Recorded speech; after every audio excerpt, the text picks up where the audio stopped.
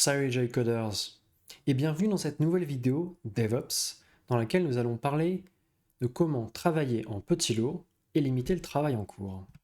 Sans plus tarder, c'est parti. Alors pourquoi est-ce qu'on a envie de travailler par petits lots et de limiter le travail en cours? C'est très simple, ça permet beaucoup de choses en fait, vous allez voir, c'est que ça permet non seulement de tester rapidement des hypothèses, ça c'est un point important, c'est-à-dire que si vous faites des tout petits morceaux de travail, vous pouvez faire un petit bout, voir le résultat, changer potentiellement ce que vous êtes en train de faire, refaire un test, voir le résultat, etc. Si vos tests prennent un jour, vous pouvez tester 5 jours dans la semaine. Si vos tests prennent un mois, vous ne pouvez pas tester grand-chose, ou en tout cas pas en une semaine. Et donc ça veut dire que par exemple sur une année, vous pouvez faire une douzaine de tests, là où quelqu'un qui va faire un test par jour peut faire 220 tests en gros en nombre de jours ouvrés. Donc ça change vraiment ce qu'on fait. Et donc ça ne veut pas dire qu'on va faire la même chose en plus court, c'est-à-dire qu'on va juste faire moins de choses. Deuxième chose, c'est que ça permet de limiter le risque et l'incertitude sur les développements en cours. Alors, qu'est-ce que ça veut dire ça? C'est que globalement, si on commence à faire un énorme truc d'un coup, tant qu'on n'a pas fini finalement le développement, il y a beaucoup d'incertitude finalement sur ce qui va se passer. Parce que potentiellement, qu'on peut travailler 3 mois, et en fait se rendre compte au bout de 3 mois qu'en fait on n'a pas fait le bon choix, et du coup devoir recommencer à zéro, etc., alors que c'était un développement d'1 an. Donc ça prend beaucoup de temps. Alors que si vous faites des choses qui prennent une demi-journée ou un jour, globalement, si vous vous rendez compte au bout d'une heure ou deux que vous êtes trompé, vous avez perdu qu'une heure ou deux, pas 3 mois. Okay. L'autre point important, c'est que ça permet les changements de trajectoire. Alors, ça, c'est assez facile à comprendre en fait. Je ne sais pas si vous avez déjà joué aux billes ou au golf par exemple, mais si, prenons l'exemple des billes, si à chaque fois que vous faites avancer votre bille, vous pouvez la faire avancer que de 1 mètre, si vous devez ensuite changer de direction, c'est un peu compliqué. Vous avez déjà fait 1 mètre, ensuite il faut faire 1 mètre vers la gauche, 1 mètre vers la droite, et potentiellement vous pouvez avoir beaucoup de mal à atteindre votre cible, notamment si la cible bouge. Alors que si vous faites que des petites avances de 1 cm, et qu'en fait, mais vous les faites beaucoup plus vite, c'est-à-dire au lieu de faire par exemple 1 mètre toutes les 100 secondes, vous faites 1 cm toutes les secondes. Vous allez à la même vitesse, mais par contre vous avez la capacité à ajuster beaucoup plus rapidement votre trajectoire pour atteindre de manière la plus efficace possible votre destination. Donc ça c'est un autre point important. Et enfin, l'autre point aussi, c'est de limiter, voire d'éliminer complètement les conflits lors des merges. Donc les merges, c'est lorsqu'on vient fusionner deux branches de code entre elles, dans un Git par exemple, donc en tout cas dans un système de gestion de version. Pourquoi est-ce que le fait de travailler sur des petits lots limite, voire élimine les conflits?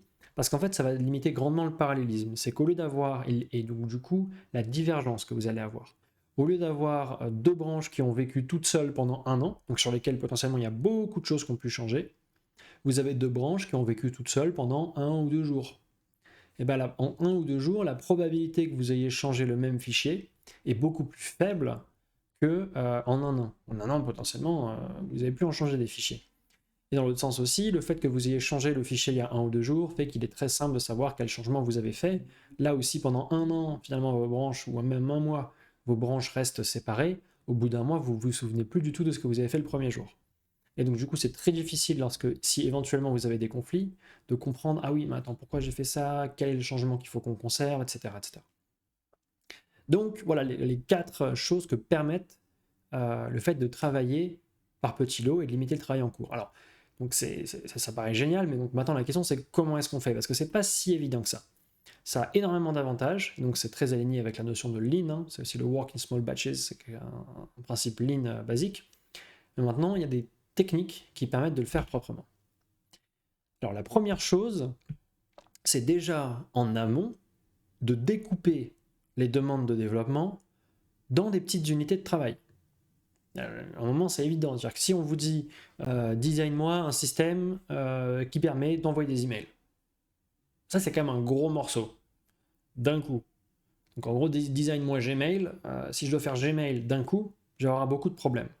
Et donc, on peut se dire que l'objectif long terme, c'est de designer Gmail, mais avant ça, du coup, avant de commencer à coder, on va prendre ce système-là, on va découper la demande designer Gmail en plein de petits morceaux que du coup, on peut faire les uns après les autres.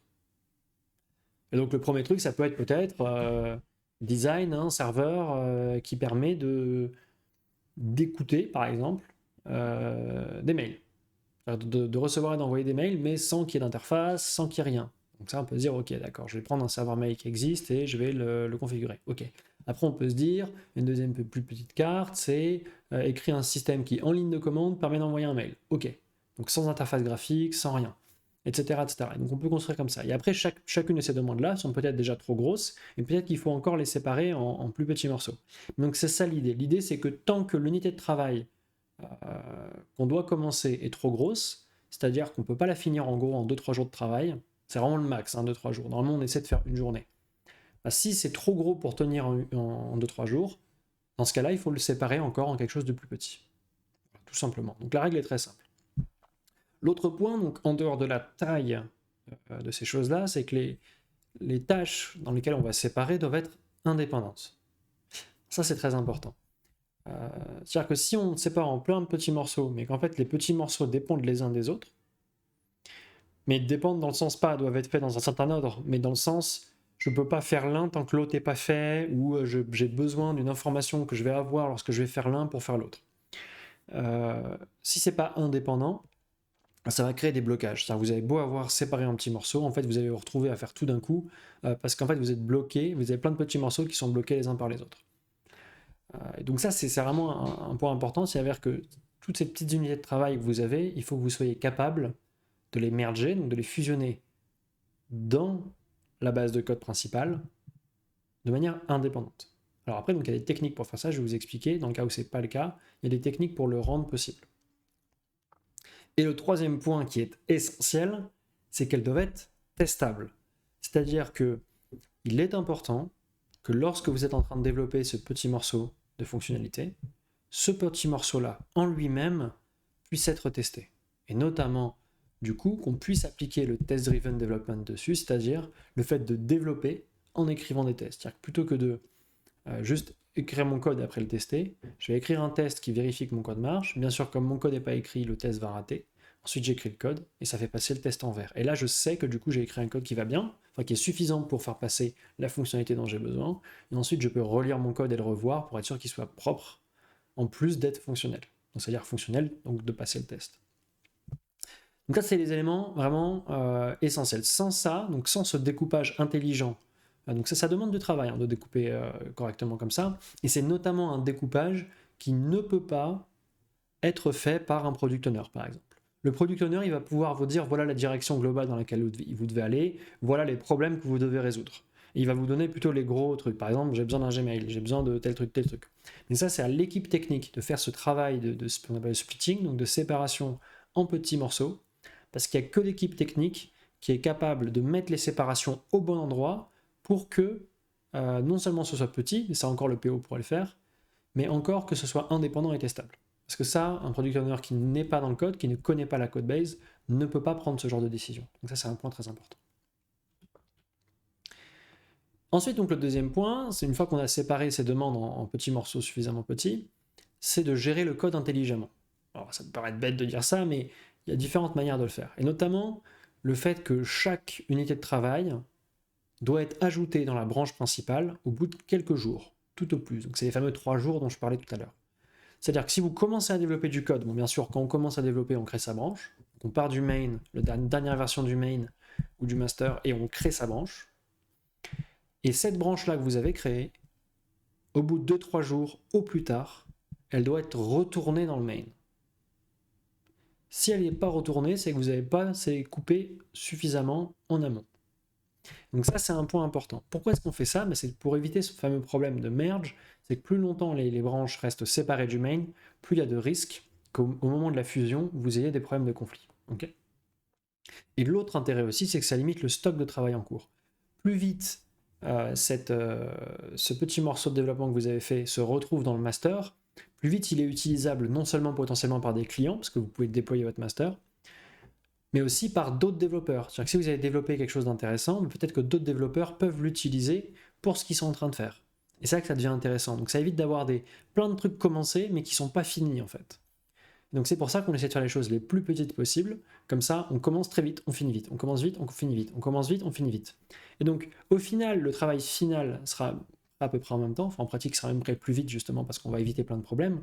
Mais à chaque instant, on maximise la valeur qui est disponible dans la branche principale, dans Master, et donc qui potentiellement peut être déployée chez les clients.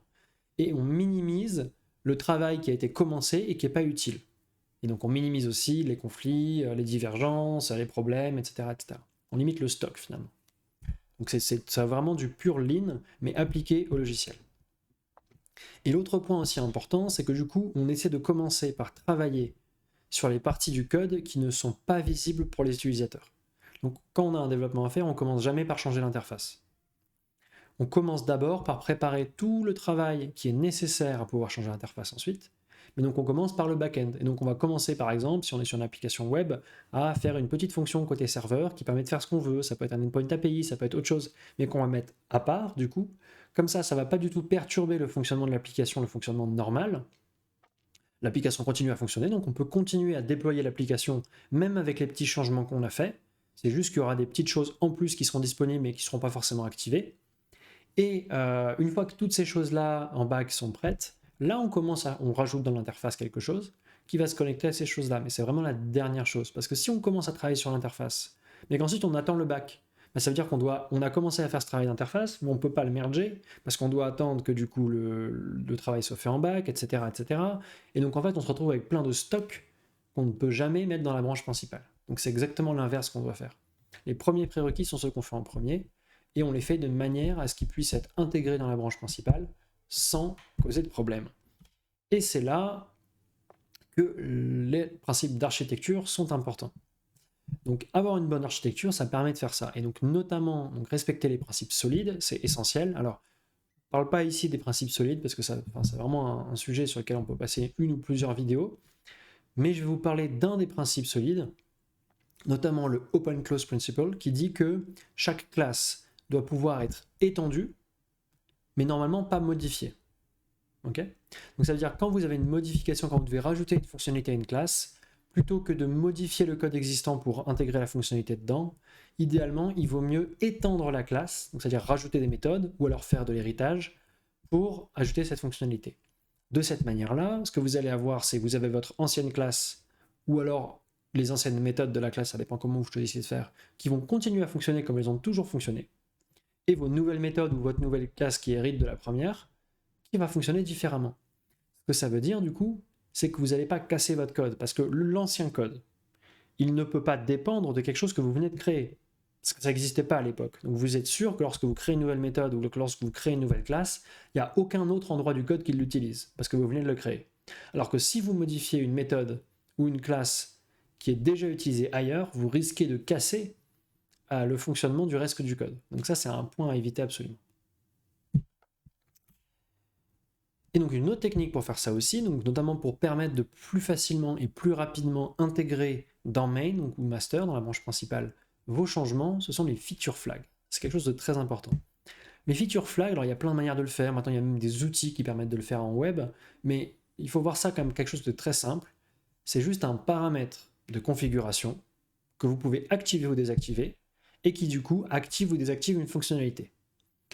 Par exemple, on pourrait imaginer que ça fait apparaître, ça affiche ou ça fait disparaître un bouton. Et ce bouton peut vous permettre de faire quelque chose, par exemple sauvegarder un fichier dans un certain format, etc. Et donc en fait, le feature flag, c'est une manière qui permet sans risque d'ajouter dans la branche principale des fonctionnalités qui ne sont même pas encore terminées.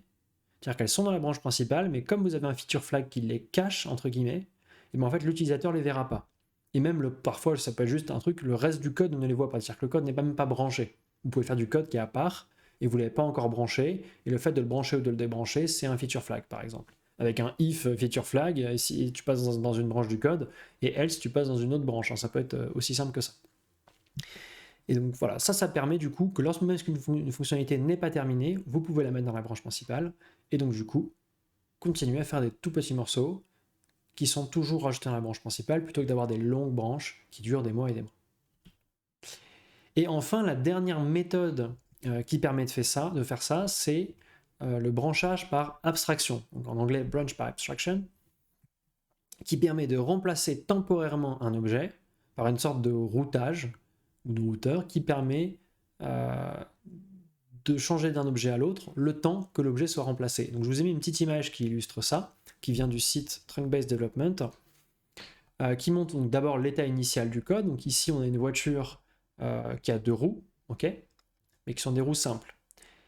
Mais si on voulait changer ces roues sans que la voiture arrête de fonctionner, ben on ne peut pas en fait. C'est-à-dire que la manière dont on change les roues d'une voiture habituellement, c'est qu'on enlève les roues et après on remet d'autres roues. Mais si on fait ça en logiciel, au moment où on enlève les roues, le système arrête de fonctionner. Ok ? Et donc souvent, ce qu'on se dit du coup, bah, c'est qu'on va faire ça sur une branche à part, on va enlever les roues, et après, une fois qu'on attend d'avoir fini complètement le nouveau système, avant de remerger le système. C'est-à-dire qu'en gros, on sort, c'est un peu comme mettre la voiture au garage pendant un certain temps. C'est-à-dire que cette branche-là qu'on va faire, elle va être au garage. Mais sauf que si elle est au garage pendant longtemps, quand on va vouloir la remettre sur la route, donc c'est-à-dire la remettre dans la branche principale, on va avoir un gros problème, et notamment beaucoup de merge conflicts, etc. Et aussi l'autre problème, c'est que potentiellement pendant très longtemps, ce qu'on a développé sur cette branche-là ne sera pas utile aux autres développeurs. Donc la technique pour ça, c'est d'utiliser une abstraction. C'est-à-dire qu'au lieu de remplacer, d'attendre de créer complètement la nouvelle roue, etc., on va d'abord mettre une fausse roue, mais qui est très rapide à mettre. En fait, on va juste insérer entre la roue et la voiture une fausse roue, donc une abstraction. Et qui, dans un premier temps, va juste dire utilise l'ancienne roue. Et ensuite, petit à petit, on commence à construire la nouvelle roue à côté. Et c'est juste que dans le code, on peut, si on veut tester, changer, dire ok, utilisez la nouvelle roue, utiliser l'ancienne roue, utiliser la nouvelle roue. C'est un peu comme un feature flag, sauf qu'au lieu d'activer ou désactiver une fonctionnalité, ça change le comportement du code, ça route le code vers un ancien fonctionnement ou un nouveau fonctionnement. Donc on fait pareil pour les 2 roues, avant-arrière. Ensuite, une fois qu'on a, donc on a du coup les 2 roues qui sont fonctionnelles, à la fois l'ancienne et la nouvelle, et donc on peut switcher de l'un à l'autre avec notre abstraction. On peut enlever l'ancienne roue et dire à l'abstraction va toujours vers la nouvelle roue. Et enfin, une fois qu'on est sûr que ça fonctionne bien, on peut carrément enlever l'abstraction. Mais ça, en général, enlever l'abstraction, c'est juste quelques lignes de code, hein, c'est 2-3 lignes de code qu'on a juste à supprimer, et on appelle, au lieu d'appeler l'abstraction qui, elle, va appeler, donc l'abstraction, ça peut être juste une petite classe ou une fonction, qui appelle ensuite une des 2 fonctions. Et bah, au lieu, ou méthode, et au lieu de faire ça, on va juste enlever cet appel-là, on va mettre directement l'appel de la nouvelle roue. Voilà.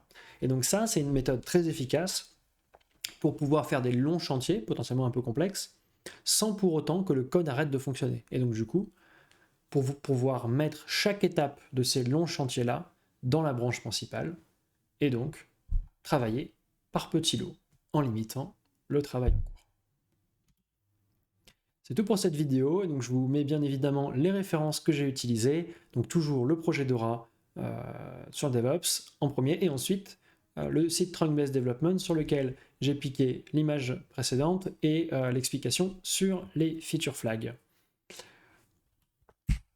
J'espère que cette vidéo vous a plu. Si c'est le cas, n'hésitez pas à liker et à mettre un petit commentaire. Si vous avez des questions sur le branchage par abstraction, les feature flags ou de manière générale le fait de travailler par petits lots, comment est-ce qu'on peut découper, n'hésitez pas à les mettre en commentaire. Et je vous retrouve très bientôt pour la prochaine vidéo DevOps. Salut à tous!